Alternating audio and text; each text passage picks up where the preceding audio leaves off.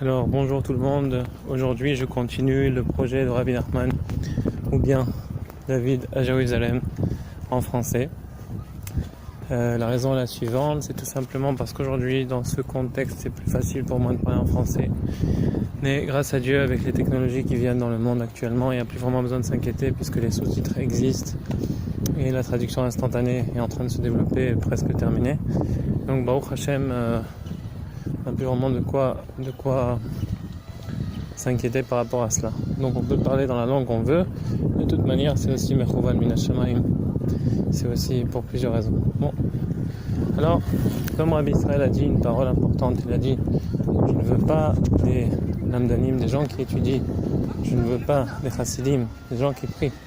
Je veux des anshei maaseh. C'est que Rabbi Israël, il a dit, אני לא רוצה למדנים, אני לא רוצה חסידים, אני רוצה אנשי מעשה. Parce que Rabbi Israël doit le dire.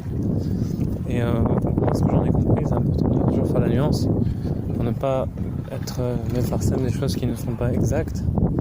Moi, ce que j'en ai compris, c'est que Rabbi Israël a dit: je veux pas des gens qui prient pour eux-mêmes, des gens qui étudient pour eux-mêmes, seulement des gens qui veulent faire. Bon.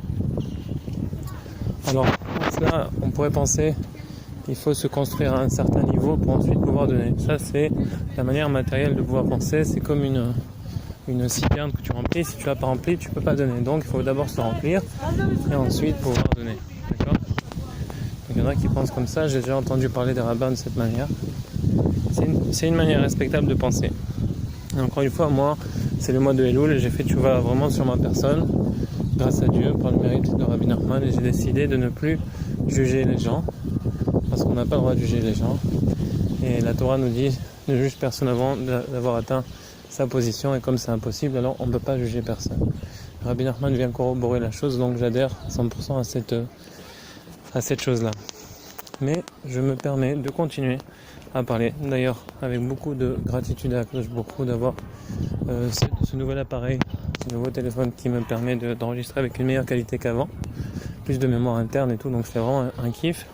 Avant je devais toujours uploader, sinon c'était un problème. Et aussi parce que j'aime partager avec vous. Je sais même pas qui vous êtes, mais vous êtes comme mes frères parce que je le sais. Je sais que ça tombe, si ça tombe dans les oreilles de quelqu'un, ça tombera pas dans l'oreille d'un sourd. Et ça, je le sais. Alors je le dis peut-être une semaine avant que vous l'écoutiez, peut-être 50 ans avant, peut-être 100 ans. Et on ne sait pas. En tous les cas, voilà.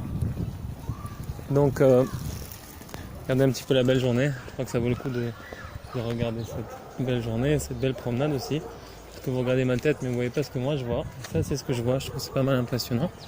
J'adore venir ici. Là, ce soir, on va déménager. Ça me fait un peu de peine parce que j'adorais ce quartier. Mais bon, le besoin est que, puisque ma femme va avoir un troisième bébé, le Bezrat Hashem, on aura un troisième enfant. Et à ce moment-là, c'est un peu difficile avec l'ascenseur, le parking et le Marsan, le storage. Donc voilà, ça c'est un appartement qui offrira un peu mieux pour pas tellement plus cher. Et voilà, c'est pour ça qu'on va devoir s'éloigner un petit peu, s'excentrer un peu plus loin du Kotel. Mais bon, Baruch Hashem, on reste toujours à Jérusalem, donc il n'y a pas de quoi se plaindre de ce côté-là.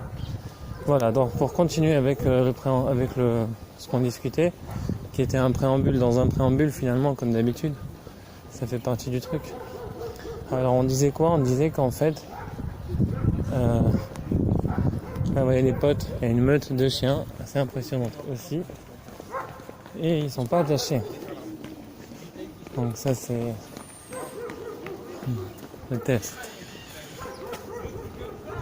Combien de chiens ?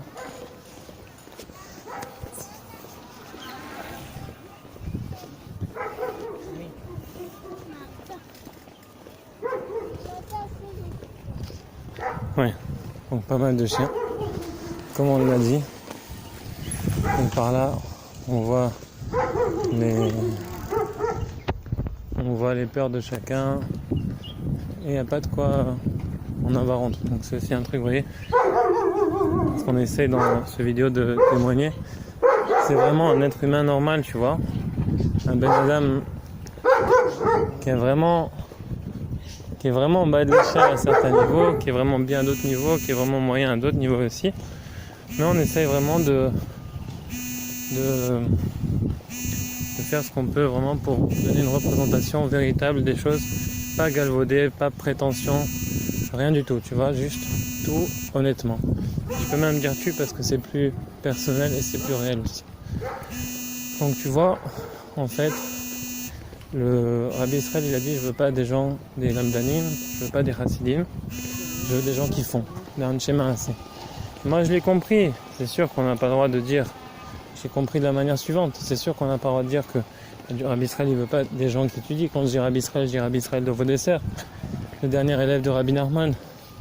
Il n'a pas dit qu'il veut pas des gens qui étudient, il n'a pas dit qu'il veut pas des gens qui prient, il a simplement dit qu'il veut des gens qui font surtout. Alors voilà.